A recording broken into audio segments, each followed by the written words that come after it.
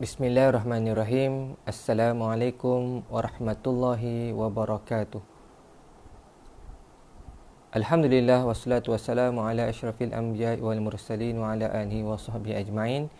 Alhamdulillah bertemu kita lagi pada malam ini dengan kesempatan yang ada. InsyaAllah saya akan membincangkan tajuk daripada hadis yang mana Rasulullah SAW menerangkan dua titisan dan dua kesan yang dicintai oleh Allah Subhanahu wa taala.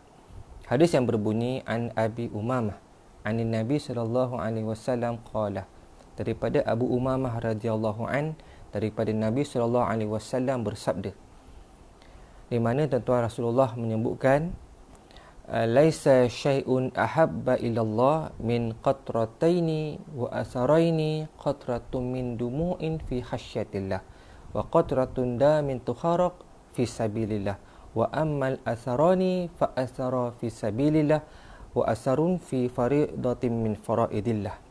Daripada Abu Umamah radhiyallahu anhu bahawa Nabi SAW bersabda, tiada sesuatu perkara yang paling disukai oleh Allah melainkan dua titisan dan dua kesan. Titisan yang pertama ialah air mata yang menangis kerana takutkan kepada Allah Subhanahu wa taala. Dan titisan yang kedua adalah titisan darah yang tumpah pada jalan Allah Subhanahu wa taala.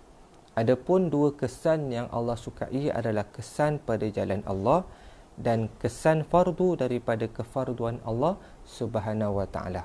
Hadis riwayat At-Tirmizi. Pengajaran hadis ini menunjukkan pada kita bahawa Allah Subhanahu wa taala amat menyukai akan amalan hamba-Nya yang dilakukan secara ikhlas semata-mata mengharapkan keredaan Allah.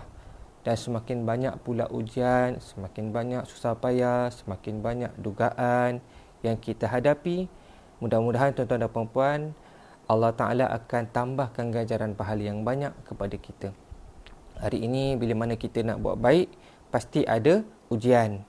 Bila mana ada seseorang nak melakukan kebaikan, pasti ada halangan. InsyaAllah tuan-tuan dan puan-puan, apabila kita menangis kerana kita nak mendapatkan keredaan Allah, kita menangis, mengalir air mata bila mana kita mengenakan dosa-dosa yang kita buat, itulah antara titisan yang dicintai oleh Allah Subhanahu wa taala. Allah Taala tidak melihat pada rupa paras kita. Allah Taala tidak melihat kepada pekerjaan siapa kita, title kita, apakah kita punya pangkat.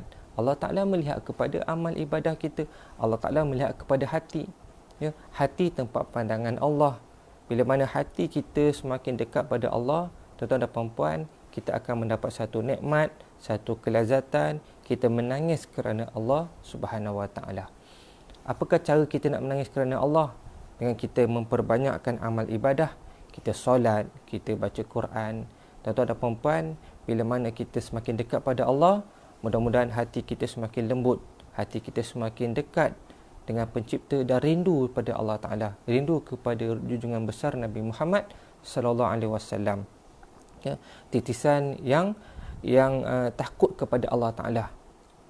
Apatah lagi tuan-tuan dan puan-puan, kita mengenang dosa-dosa kita yang lepas, banyak maksiat dan kemungkaran yang telah kita lakukan, termasuk saya yang bercakap, kadang-kadang kita rasa menyesal, kita menyesal dengan apa yang telah kita lakukan. Tuan-tuan dan puan-puan, bila mana kita dah melakukan maksiat dan dosa, apakah yang perlu kita buat?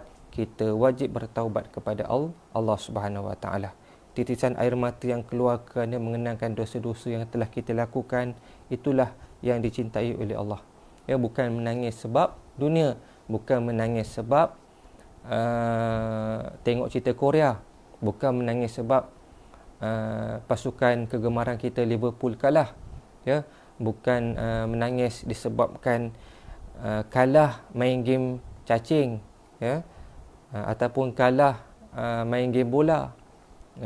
Itu semua air mata yang tidak bernilai di sisi Allah. Tapi air mata yang bernilai di sisi Allah Ta'ala adalah air mata yang menangis, yang keluar kerana takutkan kepada Allah Ta'ala dan mengenang dosa-dosa yang telah dilakukan. Dan air mata yang kedua, titisan yang kedua Titisan yang kedua yang dicintai oleh Allah adalah titisan darah yang ditumpahkan demi berjuang untuk jalan Allah Subhanahu Wa Taala. Ini khusus kepada para pejuang kita, ya, tentera, polis dan mereka yang terlibat dalam mempertahankan negara. Tuan-tuan dan puan-puan, seandainya dia gugur di medan perjuangan ataupun, ya, berlaku kecederaan sehingga menyebabkan meninggal dunia, tuan-tuan dan puan-puan, titisan darah yang ditumpahkan itu kerana berjuang pada jalan Allah, maka tuan-tuan, itulah titisan yang dicintai oleh Allah Subhanahu Wa Taala. Baik.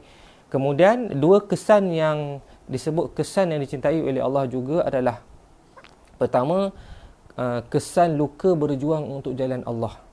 Ini kesan yang pertama. Kesan yang kedua pula adalah kesan disebabkan melakukan ketaatan kepada Allah Subhanahu Wa Taala. Mana kita melakukan ibadah fardu, sunat dan apa sahaja ibadah sehingga terpancar kesan-kesan daripada ibadah yang telah kita lakukan.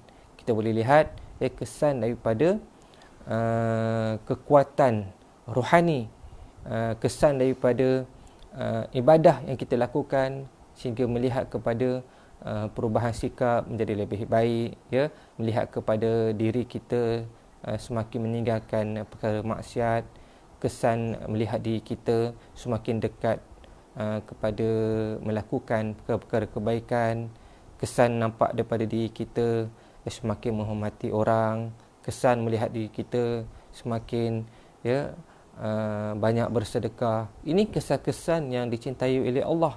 Kerana kita melakukan apa sahaja ketaatan kepada Allah, itulah kesan yang terbaik dalam diri kita. Apatah lagi bila mana Rasulullah ada menyebutkan bahawa khairukum man tala umruhu wa hasuna amaluhu. Tuan-tuan dan puan-puan, sebaik-baik kamu adalah orang yang panjang umurnya dan banyak dan baik amalannya. Masya-Allah.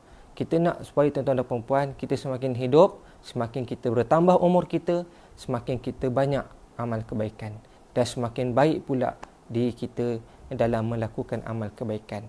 Kalau kita lihat diri kita semakin banyak kita terarah kepada perkara kejahatan, kita lihat diri kita semakin banyak melakukan perkara mungkar, berhati-hati tuan-tuan dan puan-puan, takut-takut Allah Ta'ala murka pada kita dan kita jauh daripada rahmat Allah Subhanahu Wa Taala. Sebab tu kita usaha, kita tambah, ya, ikhtiar dalam diri kita, kita bercita-cita untuk melakukan perubahan dalam diri kita, bukan kerana manusia tetapi kerana Allah. InsyaAllah Allah akan bantu.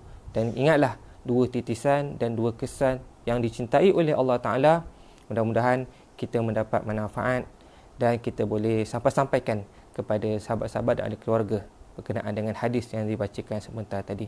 InsyaAllah tuan-tuan dan puan-puan, cukup sekadar itu sahaja perkongsian pada malam ini.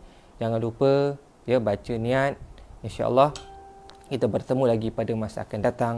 Wallahu a'lam. Bismillahirrahmanirrahim. Alhamdulillahirabbil alamin. Wassalatu wassalamu ala asyrafil anbiya'i wal mursalin sayyidina Muhammadin wa ala alihi wa sahbihi ajma'in. Allahumma faqihna fid din wa 'allimna ta'wil. Allahumma inna nas'aluka ridhaka wal jannah wa na'udzubika min sakhatika wan nar.